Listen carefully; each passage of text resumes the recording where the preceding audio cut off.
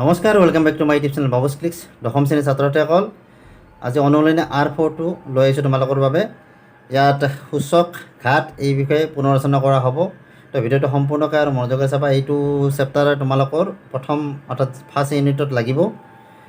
এইটো বুলি নহয়, R1, R2, R3, R5 এই গোটেইকেইটাই লাগিব তোমালোকক। তো আজি R4টো তোমালোকক দিবলৈ আহিছোঁ। তো আহা আজিৰ ভিডিঅ'টো আমি আৰম্ভ কৰোঁ।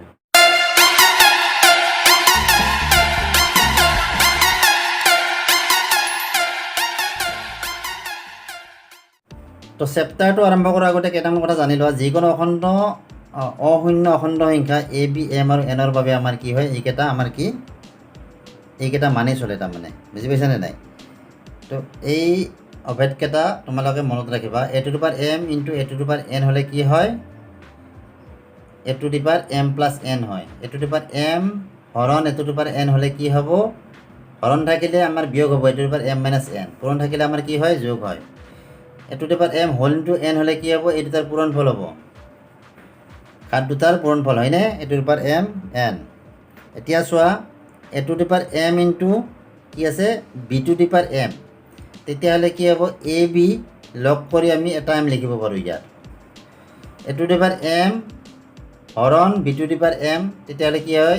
A by B কৰি আমি এটা M বহাই দিব পাৰোঁ ইয়াত। A to the power 0 is equal to 1, A to the power minus 1 is equal to 1 by A। A by B whole into minus 1 equal to কি হয়? B by A ওলটি যায় এইটো। আৰু এইটো কি আছে? Minus 1 whole to the power N equal to 1। যদি যুগ্ম, এইটো Nটো যদি যুগ্ম হয়, অৰ্থাৎ 2 যদি থাকে, তেতিয়াহে ইয়াত কি হ'ব? তোমাৰ এই 1টো প্লাছত আহিব। যদি ইয়াত 3 থাকিলে হয়, তেতিয়াহ'লে 1টো আমাৰ কি আকৌ মাইনাছত আহিল হয়। এইটো অযুগ্ম সংখ্যা হ'লে কি হয়? মাইনাছত আহে এইটো। এতিয়া এটা বস্তু তোমালোকক মই শিকাই দিম, চাবা। এইটো পৰীক্ষাত আহে। A to the power 0 is equal to আমাৰ 1। এই যে আমাৰ এইটো অভেদ দিয়া আছে যে A to the power 0 is equal to 1। তো এইটো কেনেকৈ হয়, এইটো প্ৰমাণ কৰিব পৰীক্ষাত মানে আহে। A to the power 0 is equal to 1 কেনেকৈ হ'ব চাবা। আমাৰ যিটো left hand side A to the power 0 আছে, তো A to the power 0 ইয়াত বহাই দিলোঁ।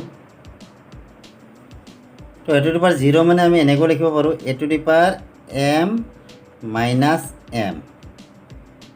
এটা M প্লাছত এটা M মাইনাছত আছে, গতিকে কাটাকাটি কৰিলে কি হ'ব? A to the power 0 হ'ব। বুজি পাইছানে? আমি এনেকৈ লিখিব পাৰোঁ এইটো। এইটো মানে আৰু কি আছিলে আমাৰ?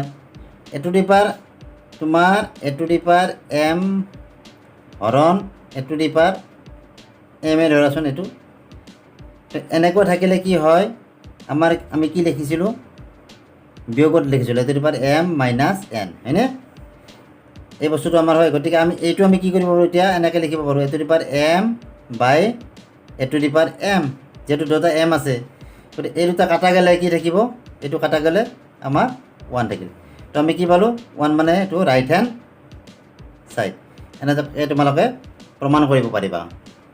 তো ইয়াত কি দিছে? প্ৰথমতে মান নিৰ্ণয় কৰা হৈছে 11 কিউব। 11 কিউব মানে আমি কি পাৰোঁ জানো? 11 ইনটু 11 ইনটু 11। তাৰমানে 3টা 11ৰ পূৰণফল আমাক ইয়াত উলিয়াব দিছে। মানে কিমান হ'ব? 11 11 গুণ 121 পূৰণ 11।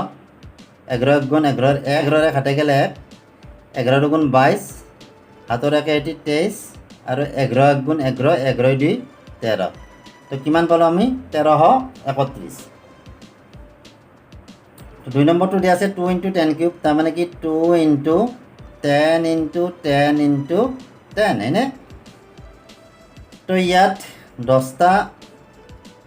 3টা 10 আছে, গতিকে 3টা 10ৰ পূৰণফলটো আমাৰ কি হয়? 2 ইনটু 1ৰ পিঠিত কি হ'ব? 3টা শূন্য হ'ব, তাৰমানে 1000। 1000ত আমি 2 পূৰণ কৰিলে কি হ'ব? 2000, হয়নে? তো ইয়াৰ মানটো হৈছে আমাৰ কি? 2000। তো 3 নম্বৰটো দিয়া আছে হাফ হোল ইনটু -5 দিয়া আছে, হয়নে? তো এইটো আমাৰ সূত্ৰ কি আছিল? এইটো মতে আমি এই বস্তুটো উল্টি যায়, 2টো ওপৰত যায়, 1টো তলত আহে। গতিকে আমাৰ কি লিখিব পাৰোঁ? এইটো মানে আমি 2 to the power 5। 2 to the power 5 মানে কি? 5টা 2ৰ পূৰণফল, হয়নে? এইটো 5টা 2ৰ পূৰণফল আমাৰ কি হ'ব?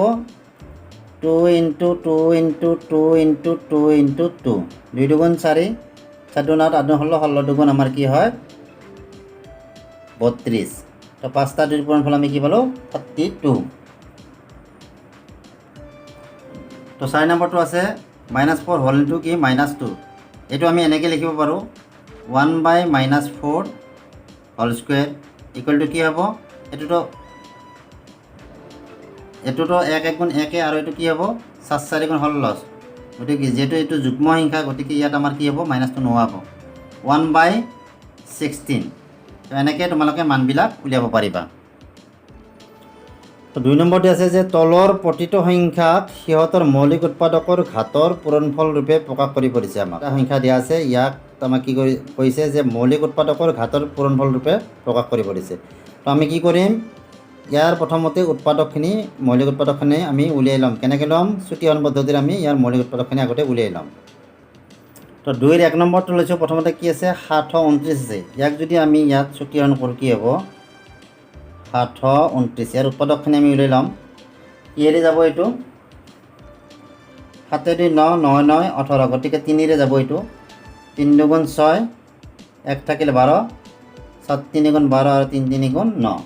তো পুনৰ 3ৰে দিয়া, 3ৰে কি হ'ব 8 3 গুণ 24 আৰু 3 গুণ 3। এইবাৰ কিহেৰে যাব, ইয়াত 8 1 9, 3ৰে পুনৰ যাব, ইয়াত 3 2 গুণ 6, 7 3 গুণ 21, 3ৰে 9 3 গুণ 27, আকৌ কি হ'ব 3ৰে 3 3 গুণ 9। তো আমি কি পালোঁ, আমাক কি কৈছিলে যে প্ৰতিটো সংখ্যাক সিহঁতৰ মৌলিক উৎপাদকৰ ঘাতৰ পূৰণফল ৰূপে প্ৰকাশ কৰিব পাৰিছে। ইয়াততো বেলেগ আৰু একো নাই, আমি কেইটা পালোঁ 3 1 2 3 4 5 6, গতিকে আমি কি দেখিম 3^6। তো এইবাৰ 2 নম্বৰটো লৈছোঁ 3125। তো ইয়াত আমি চুটিহৰণ কৰিছোঁ 3125, 5ৰে দিয়া 6 5 গুণ 30, 1 থাকিলে 12, 5 2 গুণ 10, 2 25, 5 5 গুণ 25, আকৌ 5ৰে দিয়া 5 1 গুণ 5, 5 2 গুণ 10, 5 5 গুণ 25, আকৌ কি হ'ব 5ৰে 5 2 গুণ 10, 2 25, 5ৰে 5। তো ইয়াত কি পালোঁ আমি 1 2 3 4 5, তাৰমানে 5 5টা, অৰ্থাৎ ঘাত কি পালোঁ আমি, মৌলিক সংখ্যাৰ ঘাত 5 কি নহয় দেই, 5 5, 5 5টা যিহেতু আমি পাইছোঁ, গতিকে 5^5। 3 নম্বৰটো আছে 3600। তো ইয়াৰ যদি আমি মৌলিক উৎপাদক ওলাওঁ কি হ'ব, 2ৰে 18 2 36 0 0, 2ৰে 9 2 18, 2ৰে 45 450, 2ৰে কি হ'ব ইয়াক 2 2 4, 2 2 4, 5 2 10, 5 7 7 9, 3ৰে দিয়া 7 3 গুণ 21, 15, 5 3 গুণ 15, 3ৰে কি হ'ব 3 2 গুণ 6, 5 3 গুণ 15, 5ৰে 5। তো কি পালোঁ 1 2 3 4, 4টা 2 পালোঁ, 2টা 3 পালোঁ আৰু 2টা 5 পালোঁ। আমি কি লিখিম 2^4 ইনটু 3 পাইছোঁ 2টা, 3 স্কুৱেৰ ইনটু 5 স্কুৱেৰ। তো এনেকৈ লিখিব পাৰিবা। 4 নম্বৰটোত আছে 108 ইনটু 192। 108ৰ আমি কি উলিয়াই ল'ম, প্ৰথমতে মৌলিক উৎপাদক। তো 108ৰ মৌলিক উৎপাদক আমাৰ কি হ'ব, 2ৰে 5 2 গুণ 10, আৰু এইফালে কি আছে 7 2 গুণ 8, 2ৰে 2 2 গুণ 4, 7 2 গুণ 14, 3ৰে 9 3 গুণ 27, 3ৰে 3, আৰু 192ৰ আমি কি পাম, 192ৰ 2ৰে দিয়া 9 2 গুণ 18, 1 12, 6 2 গুণ 12, 2ৰে 7 2 গুণ 8, 8 2 গুণ 16, 2ৰে 24 2 গুণ 48, 2ৰে 12 2 গুণ 24, 2ৰে 6 2 গুণ 12, 2ৰে 3। তো প্ৰথমতে আমি এইটো বহাম 108। 108ত 2 2টা আছে, গতিকে 2 স্কুৱেৰ দিলোঁ, আকৌ 3 3টা আছে, 3 কিউব দিলোঁ। এই পূৰণ চিনটো আছে, দেখা পাইছেনে এই পূৰণ চিনটো, গতিকে এই পূৰণ চিনটো এইবাৰ ইয়াত বহাই দিলোঁ। 192ৰ কি পাইছোঁ আমি 1 2 3 4 5, 1 2 3 4 5 6, 2 4 6, 6টা 2 পাইছোঁ, গতিকে 2^6 ইনটু কি আছে ইয়াত 3 এটা আছে 3। তো এনেকৈ বহুৱাই দিবা। তো 3 নম্বৰ দিছে আমাক সৰল কৰিব দিছে। ইয়াত প্ৰথমটো লৈছোঁ মই -3 whole square into -5 whole square. তো ইয়াত আমি এটা সূত্ৰ পাইছিলোঁ আগতে, যে কেনেকুৱা সূত্ৰটো আছিল, a⁴m into a⁴ into b⁴m সমান আমি কি লিখিব পাৰোঁ, এই দুটা ভূমি দুটা একেলগ কৰি এ ইনটু বি তাৰমানে আৰু ইয়াৰ ঘাতটো আমি এটা এনেকৈ দিব পাৰোঁ। তো আমি এইটো এনেকৈয়ে কৰিম, ইয়াৰ ঘাত দুটা একে আছে, তো এইটোৰ নিচিনা যদি আমি এইটো বহাওঁ, এইটো কি হ'ব, আমাৰ ইয়াত যিটো -3 আছে, -3টো আমি ইয়াত এনেকৈ বহাই দিলোঁ, ইনটু কি -5, আৰু ওপৰত 2 দুটাৰ আমি কি এটা লিখিম। এতিয়া 3 আৰু 5 পূৰণ কৰিলে 5 3 15, মাইনাছে মাইনাছে প্লাছ, গতিকে 15 স্কুৱেৰ। 15 স্কুৱেৰ মানে কি, দুটা 15 পূৰণ কৰিলে আমাৰ কি পাম, 15 15 গুণ 225। তো 2 নম্বৰটো দিয়া আছে 2 cube into 2 whole to the power 4 বুলি দিয়া আছে। ইয়াক আমি এনেকৈ কৰিব পাৰোঁ, ইয়াত যিহেতু এই ভূমি দুটা আমাৰ একে আছে, আমি কি লিখিব পাৰোঁ, এনেকৈ লিখিব পাৰোঁ, এই দুটা যোগ কৰিব পাৰোঁ। 2 এটা লিখি আমি 3 + 1, হয়নে নহয়, এতিয়া একণে মানে 1 আছে, হোল টু দি পাৱাৰ 4। তো ইয়াত কি পালোঁ, 2 টু দি পাৱাৰ 4, এই দুটা পূৰণ 4 আৰু 4 পূৰণ 16, গতিকে 2 টু দি পাৱাৰ 16। তো 2 টু দি পাৱাৰ 16 মানে আমাৰ কি 65,536। তোমালোকে পূৰণ কৰি চাবা, 16টা 2 পূৰণ কৰি চাবা কিমান ওলায়। 3 নম্বৰটো আছে 2 two the power 0 into 3 two the power 0 into 4 two the power 0। এইটোতো জানাই, 8 টু দি পাৱাৰ 0 মানে 1, গতিকে 1 ইনটু 1 ইনটু 1 সমান 1। তো 4 নম্বৰটো আছে তলৰ সংখ্যাবোৰ তুলনা কৰা। মই 3 নম্বৰৰ 4টো কৰি দিয়া নাই, যিটো 4 নম্বৰ গণিত আছে সেইটো তোমালোকে কৰি চাবা, যদি নোৱাৰা মোক কমেণ্টত জনাবা, মই কৰি দিম পিছত। তো 4 নম্বৰ তলৰ সংখ্যাবোৰ তুলনা কৰিব দিছে। ইয়াত কি দিছে 2 টু দি পাৱাৰ 8 আৰু এটা কি দিছে h স্কুৱেৰ। তো আমি ইয়াক এনেকৈ লিখিব পাৰোঁ, 2 টু দি পাৱাৰ 8টো এনেকৈ থাকিব, এইটো আমি ভাঙি দিম। এইটো কেনেকৈ ভাঙি দিম চাবা, 8 মানে আমি 2 কিউব লিখিব পাৰোঁ, আৰু ওপৰত আছে কি 2। তো এতিয়া কি হ'ব, 2 টু দি পাৱাৰ 8 আৰু এই 3 আৰু 2 পূৰণ কৰিব পাৰি, হয়নে নহয়, সূচকৰ ধৰ্মমতে আমি পূৰণ কৰিব পাৰোঁ, গতিকে কি হ'ব, এইটো 3 2 6, গতিকে 2 টু দি পাৱাৰ 6। এতিয়া 2 টু দি পাৱাৰ 8টো ডাঙৰ নে 2 টু দি পাৱাৰ 6টো, আমাৰ এইটো ডাঙৰ, গতিকে আমি কি পালোঁ, আমি এতেকে 2 two the power 8 greater than 2 two the power 6।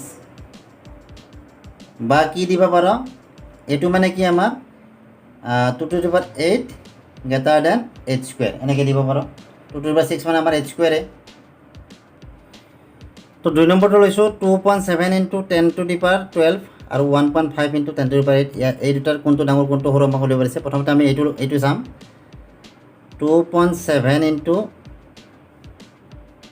10 two the power 12।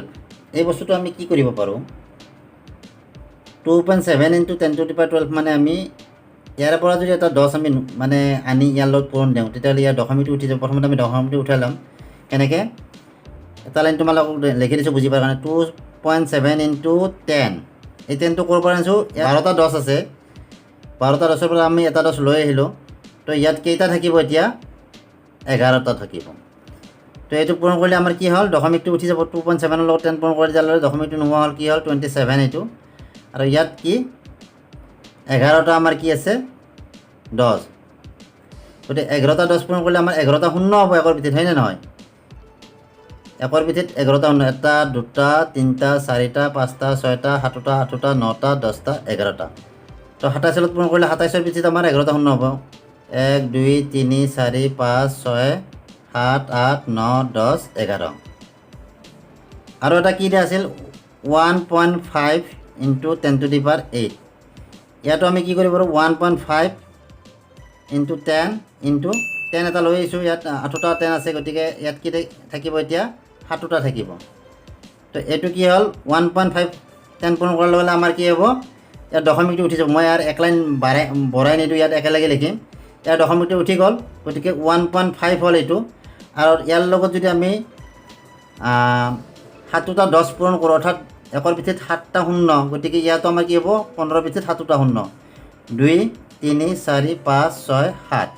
তো এইটো ডাঙৰ হ'ল নে এইটো ডাঙৰ হ'ল, নিশ্চয় এইটো ডাঙৰ হ'ল, গতিকে আমাৰ কি হ'ব, এতেকে 2 7 1 2 3 4 5 6 7 8 9 10 11 গ্ৰেটাৰ দেন 1 5 1 2 3 4 5 6 7 8 8 9 দেই 7, গতিকে এইটো হ'ল।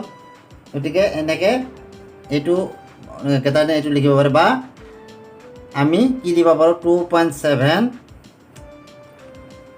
2.7 into 10 to the power 12 greater than 1.5 into 10 to the power 8 এনেকৈ দিব পাৰোঁ। তো এইখিনি আছিল ভিডিঅ'টো চাই ভাল লাগিলে চেনেলটো ছাবস্ক্ৰাইব কৰি ল'বা আৰু ভিডিঅ'বিলাক যিমান পাৰে সিমান শ্বেয়াৰ কৰিবা। তো আজিলৈ আহিলে বাই বাই, থেংক ইউ।